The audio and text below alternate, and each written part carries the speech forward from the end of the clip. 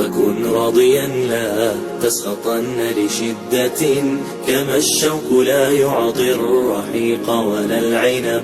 إذا المرء لم يرضى بما ربه وهب، فلن يغنه مال وإن زاد ما كسب. فكن راضيا ترضي الإله بأمره، فدرب الرضا نور ونبت الرضا ذهب. وكن راضيا لا تسخطن لشدة، كما الشوك لا يعطي الرحيق ولا العنب.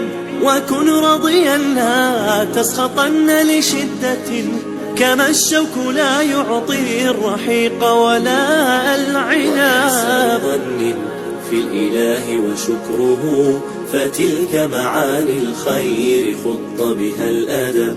إليك غصونا دانيات قطوفها، ومنبع خيرات يفيض وقد نضب. سلام وإحسان وصبر وجيرة وأفعال.